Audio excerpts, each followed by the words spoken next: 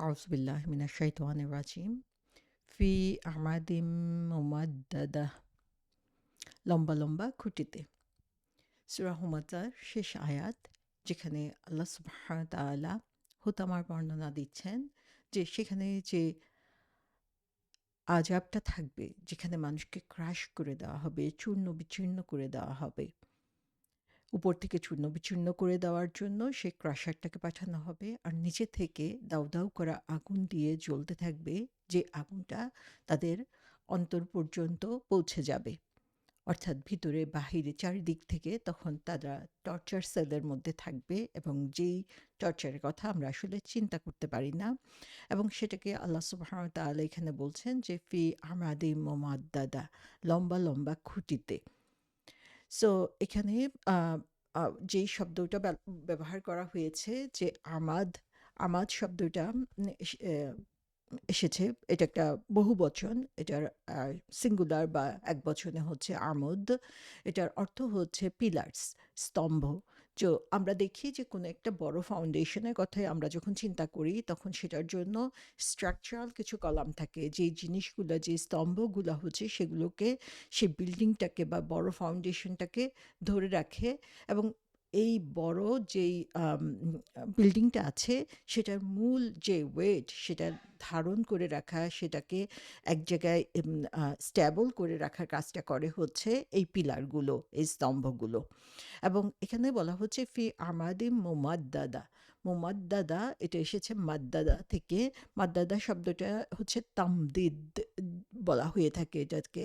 তো এখান থেকে আমরা দেখি যে মুমাদ্দাদা যে শব্দটা এসেছে, সেখানে এটা হচ্ছে একটা বহুবচন, বহুবচন না, অ্যাডজেক্টিভ হিসাবে এসেছে, যেখানে হচ্ছে বোঝানো হচ্ছে যে এই পিলারগুলো কিরকম হবে। সো এই মাদ্দা শব্দের অর্থ হচ্ছে কোনো জিনিসকে স্ট্রেচ করা, কোনো জিনিসকে হচ্ছে ছড়িয়ে দেওয়া। আর মাদ্দাদা যখন বলছি, আমরা দেখছি যে রিপিটেডলি দাল ব্যবহার করা হয়েছে, তার উপরে আবার তাসদিদ দেওয়া হয়েছে। এখান থেকেই বোঝা যায় যে এই অর্থটাকে আরও বেশি গভীরতা দেওয়া হয় এই শব্দ, এই লেটার কানেক্টেড করার মাধ্যমে। সো এই যে মাদ্দাদা বলা হলো, মাদ্দাদার অর্থ হচ্ছে যে এটাকে প্রসারিত করে, স্ট্রেচ করা টু ফার এক্সট্রিমস, যে এটাকে যতদূর পারা যায়, প্রসারিত করা সম্ভব ততদূর প্রসারিত করা হয়েছে, এটা বোঝানোর জন্যই হচ্ছে মাদ্দাদা বলা হচ্ছে। তাহলে এখানে আমরা দেখি যে আমোদ দিয়ে বোঝানো হয়েছে যে কোনো ধরনের স্তম্ভ বা পিলারকে, সেটা হতে পারে হচ্ছে কাঠ দিয়ে বানানো, সেটা হতে পারে হচ্ছে লোহা দিয়ে বানানো, যেভাবে বানালে সেই স্ট্রাকচারটার জন্য ফাউন্ডেশনটা মজবুত হবে, সেটাকে বলা হচ্ছে। এবং একটা স্ট্রাকচারের মূল মজবুতিটা আমরা দেখতে পাই এই পিলারের মাধ্যমে। সো একটা ফ্রেমওয়ার্ক তৈরি করে বিল্ডিংয়ের, এবং বিল্ডিংটাকে আপহোল্ড করে রাখে, সেটাই হচ্ছে এই পিলার।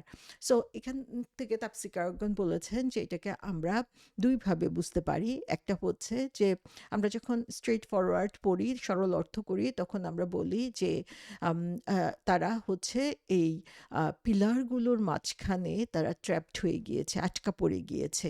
অথবা এই যে ক্রাশ হওয়ার কথা আল্লাহ সুবহানাহু ওয়া তাআলা বলেছেন, চূর্ণ বিচূর্ণ হওয়ার কথা, এই পিলারগুলোর ওয়েট এত বেশি যে সেগুলোর নিচে চাপা পড়ে তারা হচ্ছে চূর্ণ বিচূর্ণ, গুঁড়ো গুঁড়ো হয়ে যাবে।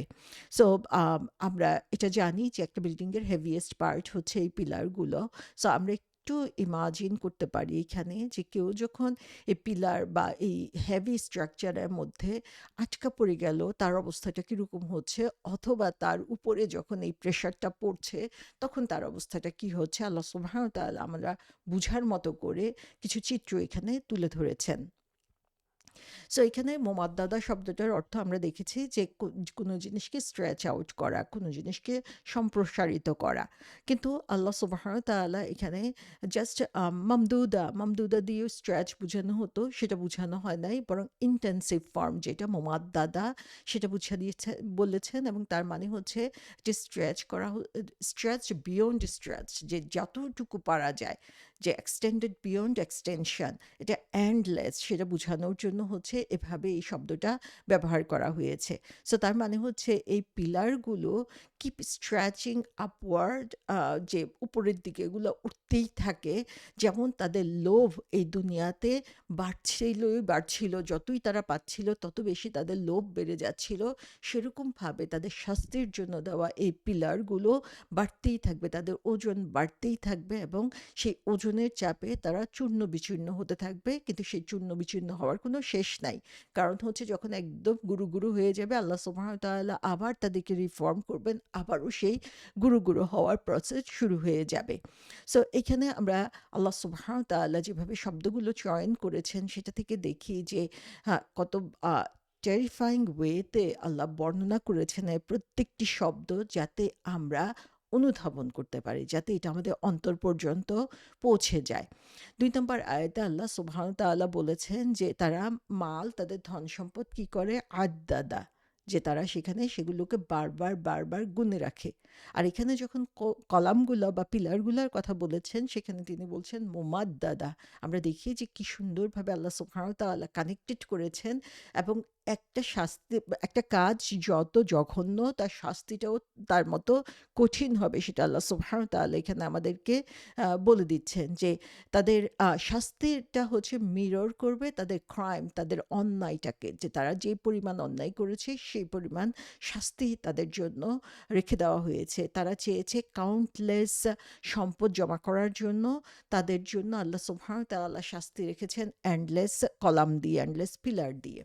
আরেকটা অর্থ যেটা হতে পারে সেটা হচ্ছে তারা হচ্ছে একটা কয়েদখানার মধ্যে আছে, প্রিজনের মধ্যে রয়েছে, এবং যখন তারা চারদিকে তাকায় তারা দেখে যে তাদের চারপাশে শুধু বড় বড় পিলার, এবং যত দূর চোখ যায় সেই পিলারের বিস্তৃতি তারা সেটা দেখতে পায়। এবং সেটা দেখে তাদের তখন কি মনে হবে? তাদের মনে হবে যে এই যে তারা তাদেরকে কয়েদ করে রাখা হয়েছে, সেই কয়েদখানা থেকে মুক্ত হওয়ার তাদের কোনো ধরনের উপায় নাই, অর্থাৎ চিরন্তন সময় তাদেরকে সেখানে থাকতে হবে। আম এই আমাদ শব্দটা দিয়ে আরো বোঝানো হয়ে থাকে যে যেই জিনিসটা হচ্ছে চলে যায় না। সো এটা পার্মানেন্ট, এটা ইমুভেবল, এটা ফিক্সড। সো এই যে একটা অনুভূতি তার মধ্যে তখন জাগ্রত হবে যে এখান থেকে বের হওয়ার কোনো সুযোগ নেই। সেটা তার শাস্তিটাকে আরো অনেক বেশি বাড়িয়ে দিবে। সো আর্মাদা শব্দ দিয়ে বোঝানো হচ্ছে যে যখন কোথাও হচ্ছে কেউ যখন কোনো ব্যাপারে ফার্মলি ডিটারমাইন্ড হয়ে যাচ্ছে, দৃঢ় সংকল্প। সো এই পিলারগুলো রিপ্রেজেন্ট করছে তাদের পার্মানেন্স, যে এই লোকগুলো যারা এখানে আছে সেটা এখানে তারা পার্মানেন্টলি থাকবে, এবং এটা তাদের ইটার্নাল পানিশমেন্ট, এখান থেকে বের হওয়ার, এখান থেকে তাদের শাস্তি লাঘব হওয়ার কোনো সুযোগ নাই। আতিয়া আল আফি রহমতুল্লাহ আলাইহি বলেছেন যে এইগুলো বলা হয়েছে, স্তম্ভগুলো হচ্ছে আয়রন বা লোহা দিয়ে তৈরি। আর সুদ্দি রহমতুল্লাহ আলাইহি বলেছেন এই পিলারগুলো হচ্ছে আগুন দিয়ে তৈরি। ইবনে আব্বাস রাদিয়াল্লাহু আনহু থেকে বর্ণিত হয়েছে যে আল্লাহ সুবহানাহু ওয়া তাআলা এই পিলারগুলোকে প্রসারিত করে দিবেন যতদূর পারা যায়।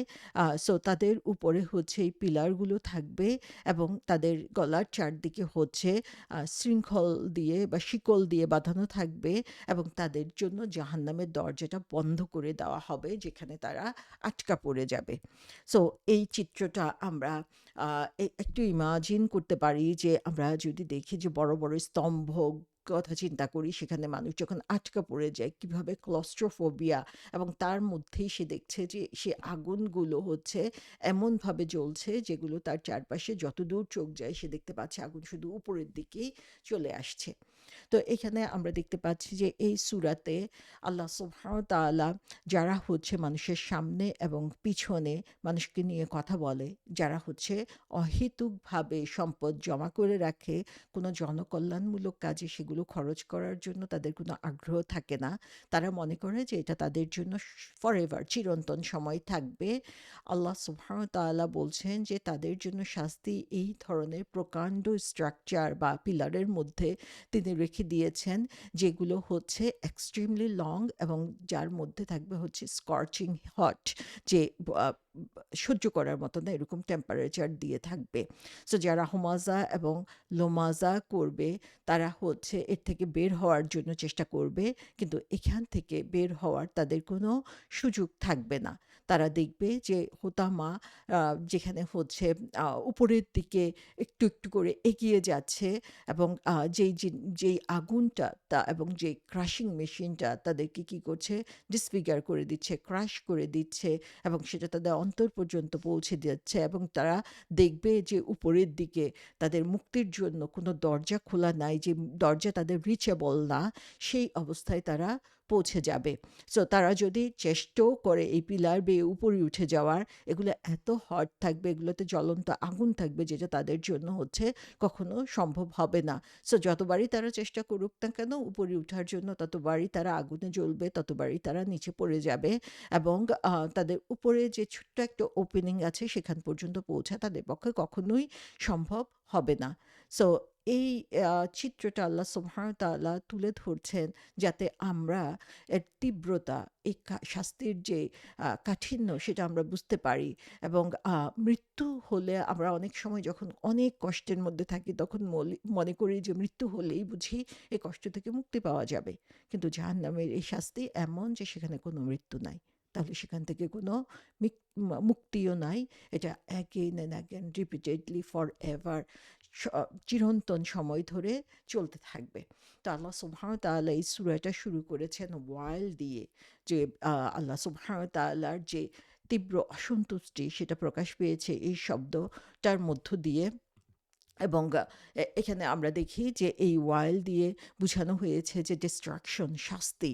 আল্লাহ সুবহানাহু ওয়া তাআলা তাদের শাস্তি চাচ্ছেন, এবং তাদের জন্য শাস্তি যে অপরিহার্য সেটা এখানে বলে দিচ্ছেন, এবং পুরো সূরাতে আমরা দেখতে পাচ্ছি যে সে অসন্তুষ্টির তীব্রতা কেমন, এবং শেষের দিকে এসে আমরা দেখি আল্লাহ সুবহানাহু ওয়া তাআলা এই ডিস্ট্রাকশন বা শাস্তিটার চেহারাটা কীরকম হবে সেটা আমাদের সামনে বলে দিয়েছেন। আল্লাহ সুবহানাহু ওয়া তাআলা এই সূরার শুরুতে তিনি বলেছেন যে এটা হচ্ছে কুল শব্দটা বলা হয়েছে এখানে, যে পসিবল ফর এনিওয়ান, যে আমাদের দুনিয়ার বুকে আমরা যে যেখানেই আছি না কেন, যে কারোর জন্য এটা প্রযোজ্য, যদি এই চারিত্রিক বৈশিষ্ট্যগুলো তার মধ্যে থাকে তাহলে সে হচ্ছে এই ধরনের শাস্তির যোগ্য হয়ে যাবে।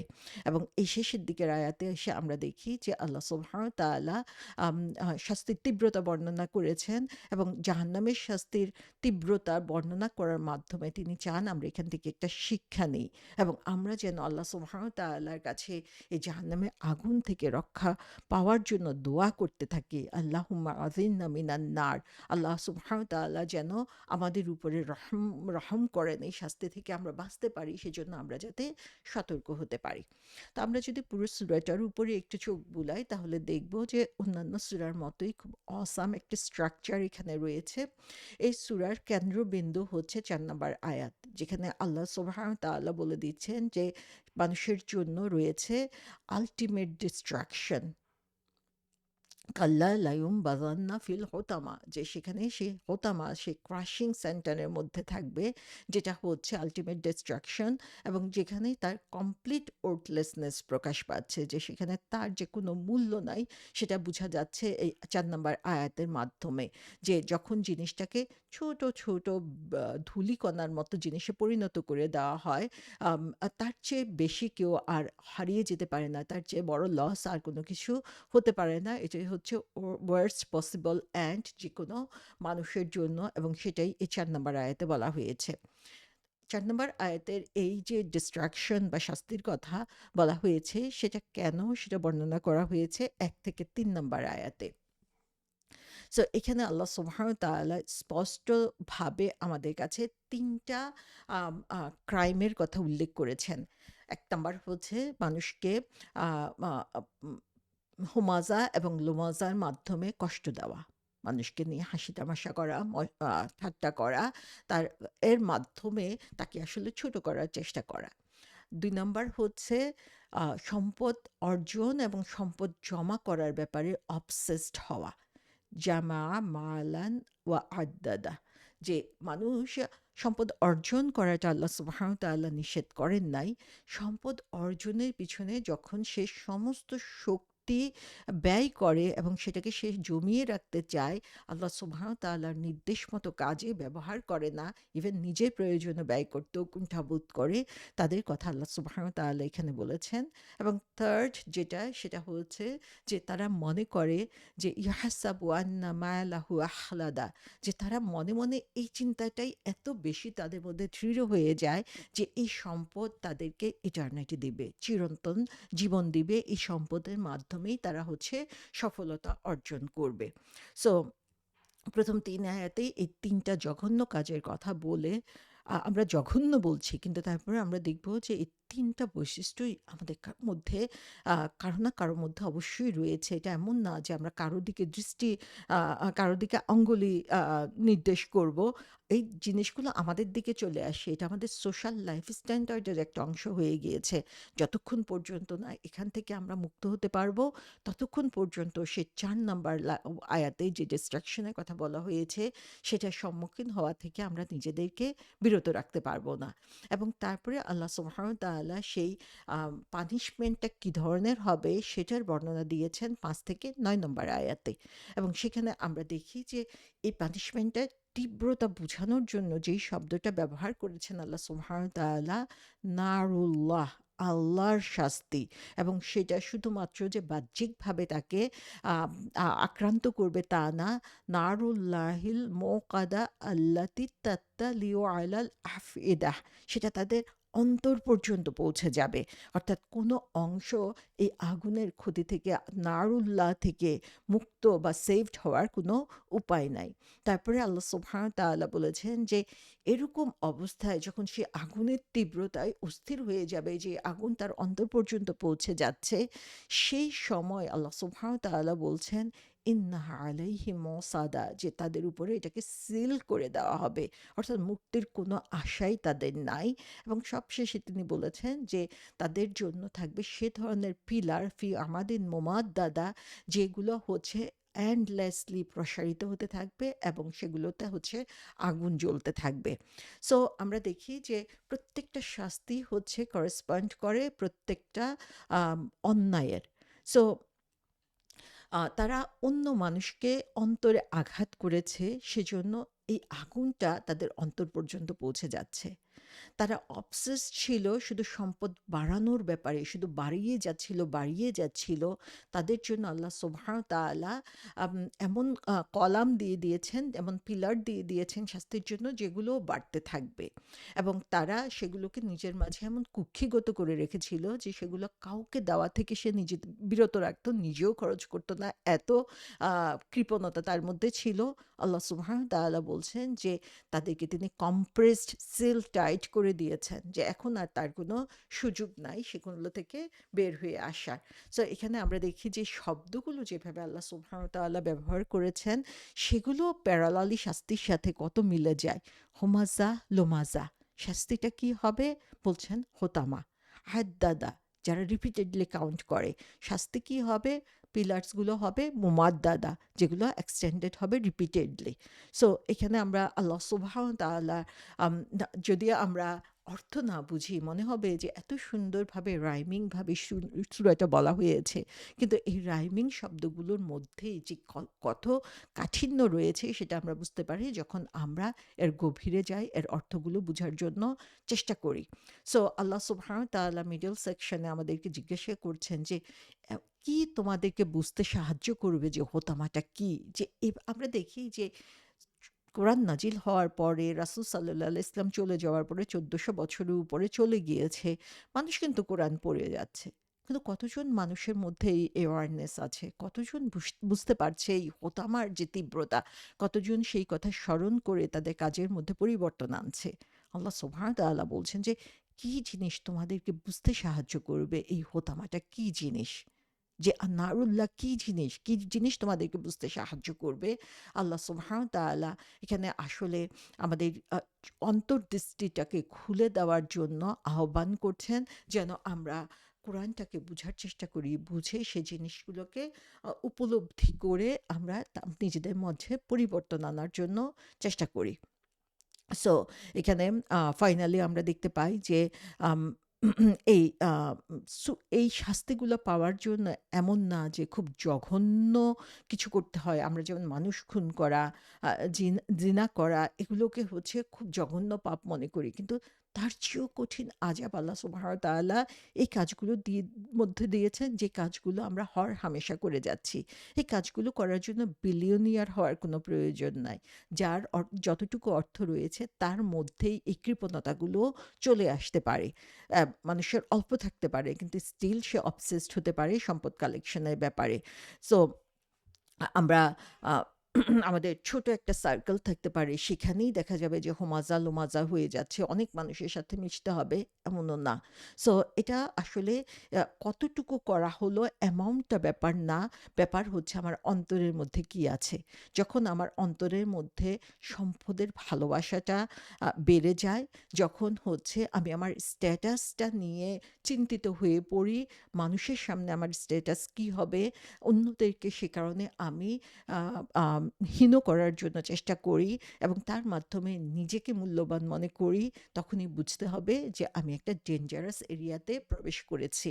সো এই সূরাটার আমাদের জন্য আল্লাহ সুবহানাহু ওয়া তাআলা ওপেন এন্ডেড ডেসক্রিপশন রেখে দিয়েছেন। ওয়াইলুল লিকুল্লি হুমাজাতিল লুমাজা।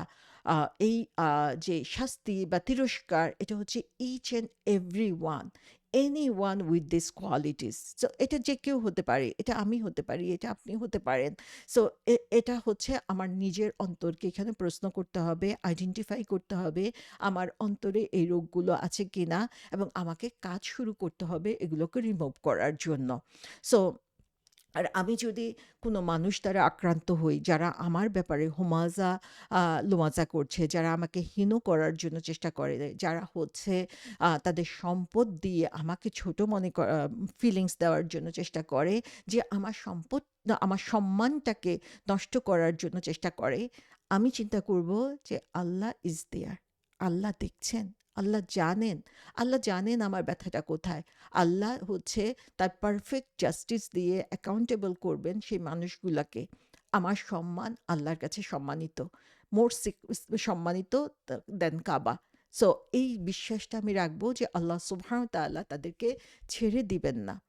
সো আল্লাহ আমাদেরকে রক্ষা করুন যেন আমরা সেই ধরনের মানুষে পরিণত না হই যাদেরকে সেই আল্টিমেট হোতামার মধ্যে যেতে হবে। আল্লাহ সুবহানাহু ওয়া তাআলা আমাদের অন্তরগুলোকে পরিশুদ্ধ করুন অ্যারোগেন্স থেকে, অহংকার থেকে, লোভ থেকে এবং অন্যকে সন্তুষ্ট করার যেই আগ্রহ সেটা থেকে, আল্লাহকে অসন্তুষ্ট করে। আল্লাহ সুবহানাহু ওয়া তাআলা আমাদের যে সম্মান তিনি আমাদেরকে দিয়ে দিয়েছেন সেটাকে উপলব্ধি করার তৌফিক দিন, এবং সেই সম্মানটাকে জাগ্রত করার জন্য আল্লাহ সুবহানাহু ওয়া তাআলা যে পথ নির্দেশ করে দিয়েছেন সেই পথে চলার তৌফিক আমাদেরকে দিয়ে দিন। সো আমরা এই আয়াতগুলো শুধুমাত্র তেলাওয়াত করে যাব না, আমরা এই আয়াতগুলোকে অন্তর দিয়ে উপলব্ধি করার চেষ্টা করব এবং সেই গাইডেন্স অনুযায়ী নিজেদের জীবনকে পরিচালনা করার জন্য চেষ্টা করব। সো ইন শর্ট আমরা যদি দেখি, আল্লাহ সুবহানাহু ওয়া তাআলা এই সূরাতে আমাদেরকে ৩ টা জিনিসের কথা বলে দিয়েছেন। নাম্বার 1 যেটা হচ্ছে কন্ট্রোল ইউর টাং। আমাদের এই জিহ্বাটা হচ্ছে আমাদের ক্ষতির, ধ্বংসের সবচেয়ে বড় কারণ। কারণ এই জিহ্বার মাধ্যমেই আমরা অনেক, অনেক বেশি অন্যায় করে ফেলি, যেগুলো হচ্ছে মনে হ আমরা অনেক সময় বুঝিও না যে আরেকজনকে কি পরিমাণ কষ্ট দিচ্ছে। সো কন্ট্রোল ইউর টাং এটা হচ্ছে নাম্বার 1। নাম্বার 2 হচ্ছে যে সম্পদ আল্লাহ দিয়েছে, যে সম্পদ আমার আছে, এই সম্পদ আসলে আমার না। এই সম্পদ এসেছে আল্লাহ সুবহানাহু ওয়া তাআলার কাছ থেকে। সো যেই সম্পদ তিনি আমাদেরকে দিয়েছেন সেটা হচ্ছে আমাদের জন্য আমানা। এই সম্পদ আমি তার পথে ব্যয় করব। এই সম্পদ আমার কাছে এজন্য দেওয়া হয় নাই যে আমি এটা জমা করে রাখবো। এই সম্পদ দেওয়া হয়েছে আমাকে, আল্লাহ সুবহানাহু ওয়া তাআলা একটা সুযোগ দিচ্ছেন যেন এর মাধ্যমে আমি আরো বেশি আল্লাহ সুবহানাহু ওয়া তাআলার কাছাকাছি যেতে পারি। এবং আল্লাহ এখানে আমাদেরকে বলে দিচ্ছেন যে এত কঠিনভাবে জাহান্নামের শাস্তির বর্ণনা তিনি দিয়েছেন যে এটা আমাদের প্রত্যেকের অন্তরকে কাঁপিয়ে দেওয়ার কথা। তো জাহান্নামের সেই শাস্তির ভয় যেন আমার মধ্যে থাকে। আমার অন্তরে যদি সেই ভয়টা না আসে, আমার আসলে চিন্তিত হওয়ার কথা। যে আমার অন্তর কি বেঁচে আছে? সো আমাদের প্রত্যেকের মনে সেই ভয়টা থাকা উচিত। আমরা আমাদের নিজেদের কথা ব্যাপারে সতর্ক হব, নিজেদের আচরণের ব্যাপারে সতর্ক হব, নিজেদের সম্পদের ব্যাপারে সচেতন হব। সবচেয়ে বড় কথা তাকওয়া, অর্থাৎ আল্লাহ সুবহান তাআলা সম্পর্কে প্রতিটা মুহূর্তে আমরা সচেতন থাকার জন্য চেষ্টা করব। আল্লাহ সুবহান তাআলা আমাদের সবাইকে সেই তৌফিক দান করুন।